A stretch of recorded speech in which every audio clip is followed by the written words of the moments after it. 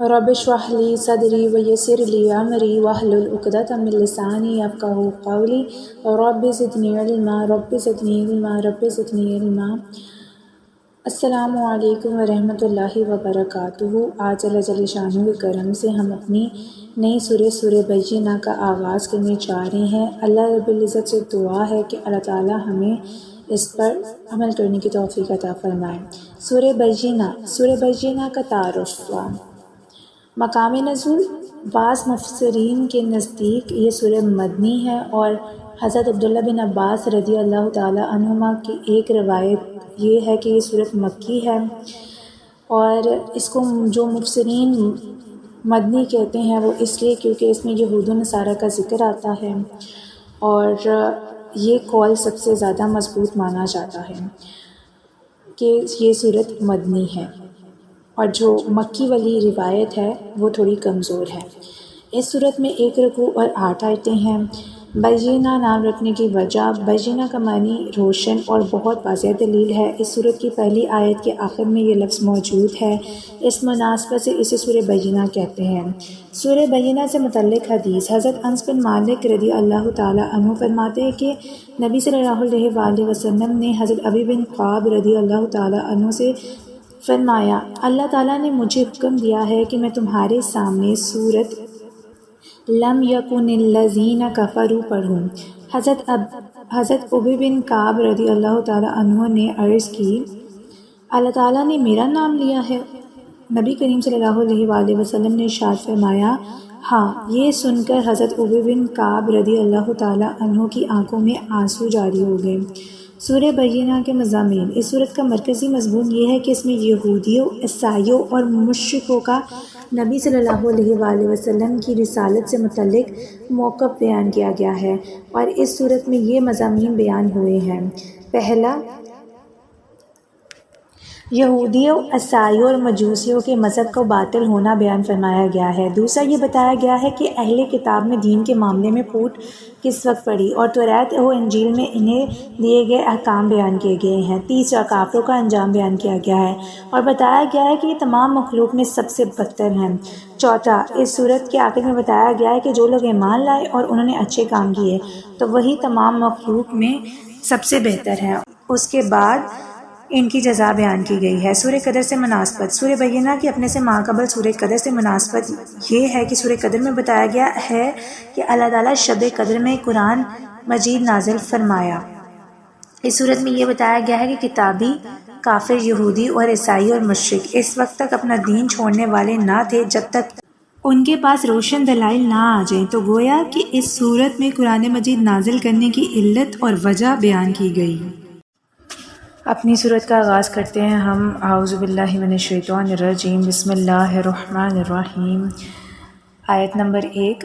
Lump यकुन, ना थे, अल्लज़ीना, वो लोग, कफ़रू, जो अल्लाह के मुनकिर हुए, मिन अहलिल किताबी, किताबों वाले में से, वल मुश्रिकीना, और मुश्रिकों में से, मुनफ़क्कीना, बाज आने वाले, हत्ता, यहाँ तक के, तअतियहुम, आई उनके पास, मुलबय्यिना, साफ बात खुली। तर्जुमा, किताबी काफिर और मुश्रिक अपना दीन छोड़ने वाले ना थे जब तक कि उनके पास रोशन दलाइल ना आए। किताबी काफिर और मुश्रिक अपना दीन छोड़ने वाले ना थे, यानी किताबी काफिर, यहूदी और ईसाई और मुश्रिक बुत परस्त अपना दीन छोड़ने वाले ना थे जब तक कि उनके पास नबी सल्लल्लाहु अलैहि वसल्लम जलवा अफरोज़ ना हो, क्योंकि आप सल्लल्लाहु अलैहि वसल्लम की तशरीफ़ आवरी से पहले ये तमाम लोग यही कहते थे कि हम अपना दीन छोड़ने वाले नहीं जब तक कि वो नबी तशरीफ़ फरमा ना हो जिनका ज़िक्र तौरात इंजील में है। और जब वो नबी तशरीफ़ लाए और उन्होंने अपनी नबूवत का ऐलान फरमाया तो उनमें से कुछ लोग उन पर ईमान लाए और कुछ ने उनके साथ कुफ्र किया। अगली आयत देखते हैं। रसूलुम, एक रसूल, मिनल्लाहि, अल्लाह की तरफ से, यतलू, जो पढ़े, सुहुफुम, वर्के, मुत्तहरा, पाक साफ, फीहा, जिसमें, कुतुबुम, لکھی ہوئی ہو قیمہ مضبوط باتیں۔ ترجمہ یعنی اللہ کا رسول جو پاک صحیفوں کی تلاوت فرماتا ہے ان صحیفوں میں سیدھی باتیں لکھی ہوئی ہیں۔ رسول من اللہ یعنی اللہ کا رسول، یعنی وہ روشن دلائل اللہ تعالیٰ کے انتہائی شاندار رسول ہیں جو کہ سب صحیفوں کے مضامین کی جمع پاک کتاب قرآن پاک کی تلاوت کرتے ہیں۔ قرآن مجید ہر طرح سے پاک ہے اور پاک جگہ سے پاک فرشتوں کے ذریعے پاک نبی پر آیا، پھر ہمیشہ پاک زبانوں، پاک سینوں، پاک ہاتھوں میں رہا، نیز ملاوٹ اور رد و بدل سے محفوظ ہے۔ یہ بات یاد رہے کہ نبی صلی اللہ علیہ وآلہ وسلم کی تلاوت معجزہ ہے، کیونکہ آپ صلی اللہ علیہ وآلہ وسلم نے مخلوق میں سے کسی سے سیکھے بغیر قرآن پڑھا اور پڑھایا، سمجھا اور سمجھایا، جبکہ ہماری تلاوت معجزہ نہیں ہے، کیونکہ ہم حافظ، قاری یا عالم وغیرہ سے قرآن پاک کی تلاوت، قرات اور اس کے احکام اور اسرار سیکھتے ہیں۔ فیہا کتب قیمہ، ان صحیفوں میں سیدھی باتیں لکھی ہوئی ہیں، یعنی ان صحیفوں میں حق اور عدل کی سیدھی باتیں لکھی ہوئی ہیں جو درستی اور اصلاح پر دلالت کرتی ہیں۔ اگلی آیت دیکھتے ہیں ہم۔ وما اور نہیں تفرق الگ الگ ہوئے الذین وہ جنہیں اوتوا الکتاب دی گئی کتاب الا مگر من بعد ما بعد اس کے آ گئی جاءتہم البینہ ان کے پاس صاف کھلی بات۔ ترجمہ اور جن لوگوں کو کتاب دی گئی انہوں نے آپس میں تفرقہ نہ ڈالا مگر اس کے بعد کہ وہ روشن دلیل ان کے پاس آ چکی تھی۔ وَمَا تَفَرَّقَ الَّذِينَ أُوتُوا الْكِتَابَ اور پھوٹ نہ پڑی کتاب والوں میں۔ اس آیت سے مراد یہ ہے کہ پہلے سے تو سب اس بات پر متفق تھے کہ جب وہ نبی تشریف لائیں گے جن کی بشارت دی گئی ہے تو ہم ان پر ایمان لائیں گے، لیکن جب وہ نبی صلی اللہ علیہ وآلہ وسلم جلوہ افروز ہوئے تو ان میں پھوٹ پڑ گئی، اور ان میں سے بعض آپ صلی اللہ علیہ وآلہ وسلم پر ایمان لائے اور بعض نے حسد اور عناد کی وجہ سے کفر اختیار کیا۔ اگلی آیت دیکھتے ہیں ہم۔ وما اور نہیں امروا حکم ہوا تھا انہیں الا مگر لیعبدوا اللہ یہ کہ عبادت کریں اللہ کی مخلصین خالص کر کے، مخلصین خالص کر کے، لہ الدین اس کے لیے اطاعت، حنفاء منہ موڑ کے سب سے، ویقیموا الصلاۃ اور قائم رکھیں نماز، ویؤتوا الزکاۃ اور دیتے رہیں زکوٰۃ، وذالک اور یہی ہے دین القیمہ راستہ مضبوط لوگوں کا۔ ترجمہ اور ان لوگوں کو تو یہی حکم ہوا کہ اللہ کی عبادت کریں اور اس کے لیے دین کو خالص کرتے ہوئے ہر باطل سے جدا ہو کر اور نماز قائم کریں اور زکوٰۃ دیں اور یہ سیدھا دین ہے۔ اور ان لوگوں کو تو یہی حکم ہوا کہ اللہ کی عبادت کریں۔ یہاں سے یہ بیان کیا جا رہا ہے کہ یہودیوں اور عیسائیوں کو توریت اور انجیل میں حکم دیا گیا تھا، چنانچہ ارشاد فرمایا کہ ان لوگوں کو تو توریت اور انجیل میں تو یہی حکم ہوا کہ تمام دینوں کو چھوڑ کر خالص اسلام کی پیروکار ہو کر اخلاص کے ساتھ اور شرک اور نفاق سے دور رہ کر صرف اللہ تعالیٰ کی عبادت کریں اور فرض نماز کو اس کے اوقات میں قائم کریں اور ان کے مالوں میں جو زکوٰۃ فرض ہوا ہے اسے دیں، یہ سیدھا دین ہے۔ اگلی آیت دیکھتے ہیں۔ ان الذین تحقیق جو لوگ کفروا انکار کر بیٹھے من اہل الکتاب کتاب والوں میں سے والمشرکین اور مشرکوں میں سے